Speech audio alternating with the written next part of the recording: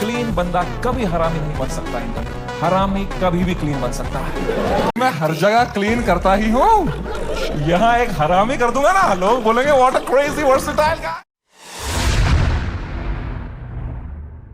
तो hello guys what's up, कैसे हैं आप सब लोग। तो यार आप लोगों का वेलकम है एक नई वीडियो में। तो यार आज की वीडियो में मैं बात करने वाला हूं समय रैना के स्टैंड अप पर, जो उसने 3-4 दिन पहले अपलोड किया था। तो भाई इसने आकर वो सारी कहानी बता दी है लोगों को क्या क्या हुआ था इसके शो की वजह से। वैसे तो आप सब लोग जानते ही होंगे कि क्या हुआ था इसके शो में। रणवीर अलाहाबादिया ने आकर एक जोक मारा था मॉम डैड के कुछ रिलेशन के ऊपर, जिसकी वजह से इंडियन लोग बहुत ज्यादा भड़क गए थे।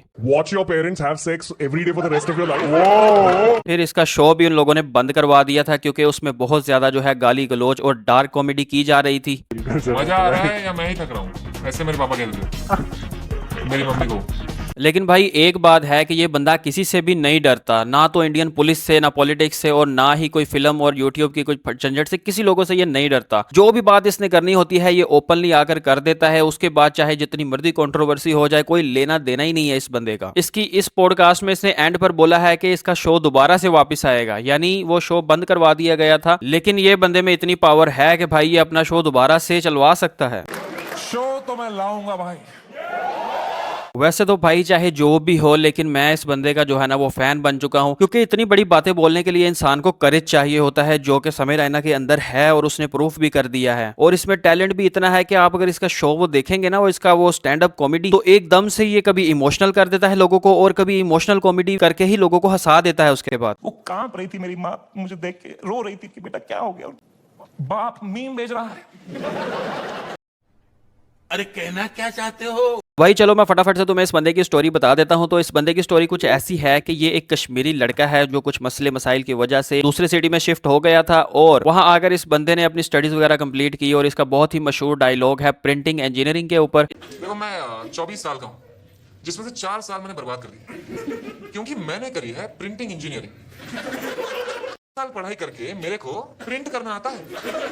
वाह क्या। इसने प्रिंटिंग इंजीनियरिंग वगैरह की, और उसके बाद इसने स्टैंड अप कॉमेडी शुरू कर दी, जिसकी वजह से आज इसके बारे में सब लोग बात कर रहे हैं। तो स्टैंड अप कॉमेडी में भाई ये अपने डार्क ह्यूमर की वजह से बहुत ज्यादा फेमस है। और कुछ अरसे के बाद सक्सेस मिलने के बाद इस बंदे ने अपना एक शो चालू किया था, इंडियाज गॉट लेटेंट, जिसमें 4-5 लोग सेलिब्रिटी मशहूर लोगों को बुलाकर लोगों का इंटरव्यू ऑडिशन वगैरह करते थे, और एक कॉमेडी टाइप का इन लोगों ने शो बना रखा था। लेकिन एक दिन रणवीर अलाहाबादिया और आशीष चंचलानी इसके शो में आए, और रणवीर अलाहाबादिया ने कोई ऐसा जोक मार दिया कि जिसकी वजह से इन दोनों पर केस हो गया। Watch your parents have sex every day for the rest of your life. 3 FIR हो गई। उस टाइम समय रैना बाहर की कंट्री में था, यूएस टूर पर, और वापस आकर उसको पुलिस ने अरेस्ट कर लिया और इसके शो को भी डिलीट कर दिया। और यहीं से इस बंदे का डाउनफॉल शुरू हुआ, और इसके साथ जो लोग उस शो में मौजूद थे उनका भी डाउनफॉल आ गया। लेकिन इसके बावजूद भी ये बंदा बाज नहीं आया, और इसने अच्छा खासा ब्रांड्स के साथ कोलैब करके पैसा कमाया, पॉडकास्टें की और लोगों को बुलाकर अपने शो में और बहुत सारे ब्रांड्स को प्रमोट किया, जिससे इसकी वेल्थ कम नहीं हुई बल्कि और ज्यादा हो गई। और इस पॉडकास्ट में एंड पर उसने बोला था कि अब मेरा शो का दूसरा सीजन वापस आएगा। मेरा शो खत्म नहीं हुआ, सिर्फ सीजन ही एक खत्म हुआ है। पहला जो सीजन उसका था वो खत्म हुआ है, दूसरा सीजन अभी स्टार्ट होगा।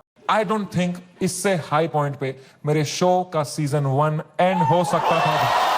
लेकिन इस बंदे का एक प्रॉब्लम है कि ये हर अपनी वीडियो में कुछ ना कुछ ऐसा बोल देता है कि जो कंट्रोवर्शियल हो जाता है, और बाद में इसको उस चीज का फड्डा जो है ना वो बर्दाश्त करना पड़ता है। जिस तरह अपनी इस वीडियो में इसने अमिताभ बच्चन और अभिषेक बच्चन को रोस्ट कर दिया एक तरह से, उसके पोलियो की एड्स की वजह से। इसने डायलॉग मारा कि अगर अमिताभ बच्चन ने अपने बेटे को पोलियो के वो ड्रॉप्स पिलाए होते तो आज इसका बेटा अपने पैरों पर खड़ा हो जाता।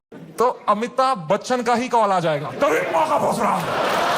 अब ये डायलॉग, और वो भी अमिताभ बच्चन के लिए, लोगों के लिए बर्दाश्त करना भी तो आसान नहीं है। अमिताभ बच्चन एक बहुत ही ज्यादा रिस्पेक्टेड पर्सनैलिटी है इंडिया के अंदर। और इसके बाद इसने शक्तिमान को भी रोस्ट कर दिया, क्योंकि शक्तिमान ने बोला था कि भाई साहब ऐसे जोक्स मारने पर इन लोगों को गधे पर बिठाकर इनका मुंह काला कर देना चाहिए। कुत्ते की दुम टेढ़ी की टेढ़ी रहती है, कितने भी उसको घुसा के रख दो एक बंद डाली के अंदर 2 घंटे 10 घंटे निकालो तो फिर से कुत्ते की दुम टेढ़ी हो जाती है। मैं कहूंगा या तो उसको हम कुत्ता बोलते हैं, या वो कुत्ता है, या फिर वो कुत्ते की तरह हरकत कर रहा है। मैं एक ऐसे महाशय की बात कर रहा हूँ जिसका नाम समय रैना है, जो फिर से वापस आकर दिखा रहा है कि मेरी देखो दुम वैसी की वैसी है। समय रैना ने अपनी इस पॉडकास्ट में उसको भी जवाब देते हुए रोस्ट किया कि जब शक्तिमान ड्रामा चलता था तो बच्चे भी सुपरमैन बनने के चक्कर में छत से छलांग लगा देते थे और उनकी जान चली जाती थी। इस वजह से शक्तिमान को भी अरेस्ट कर लिया जाए और इसको भी सजा दी जाए। अब हर अगले महीने न्यूज आती थी, कोई बच्चा शक्तिमान देख के बिल्डिंग से कूद गया।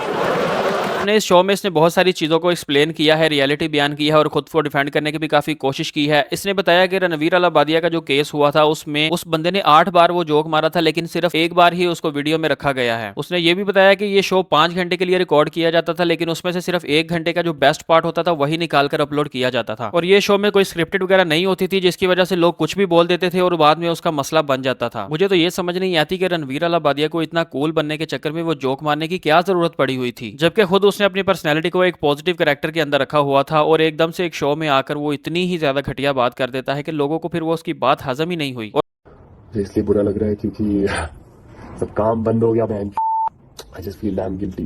पूरी टीम को इससे एक्सपोज कर दिया, वजह से पूरा काम बंद हो गया। और भाई देखो कैसे एक डायलॉग की वजह से एक इंसान का पूरा करियर खराब हो सकता है। सालों लगाकर जिस इमेज को उसने बनाया था वो सिर्फ एक डायलॉग की वजह से खत्म हो गई। इसीलिए समझदार लोग कहते हैं कि जब भी बोलो सोच समझकर बोलो, पूरा नाप तोल कर बोलो कि जो मैं बोल रहा हूं उसका क्या असर होगा और क्या इंपैक्ट होगा और उसके क्या रिजल्ट्स निकल कर आएंगे। भाई लेकिन एक बात तो तय है कि समीर रैना की फैन फॉलोइंग बहुत ही ज्यादा तगड़ी है। इसने अपनी वीडियो की मार्केटिंग बिल्कुल भी नहीं की, टोटली मार्केटिंग इसके फैंस ने ही की है। खुद ही उन्होंने कंटेंट देखा और उसके ऊपर से शॉर्ट्स निकाले और आगे अपलोड भी किए और चंद ही घंटों में इन्होंने फीड को भर दिया था। हर जगह पर समीर रैना की ही बात हो रही थी और सिर्फ 24 घंटे के अंदर 6 से 7 मिलियन लोगों ने वो वीडियो देख ली थी और इस वक्त वो वीडियो 40 मिलियन क्रॉस कर चुकी है। इसके अलावा और भी बहुत सारी बातें की गई थी, लेकिन अगर आप वो बातें जानना चाहते हैं तो उसके लिए आपको समीर रैना की कंप्लीट वीडियो देखनी पड़ेगी। तो चलो यार वीडियो को यहीं पे एंड करते हैं और मिलते हैं आपको अगली वीडियो में। मैं जब तक हूँ इस दुनिया में मुझे मजे करने हैं। I wanna do a wild fucking show। पहला ही सवाल मैं पूछूंगा कंटेस्टेंट से, would you rather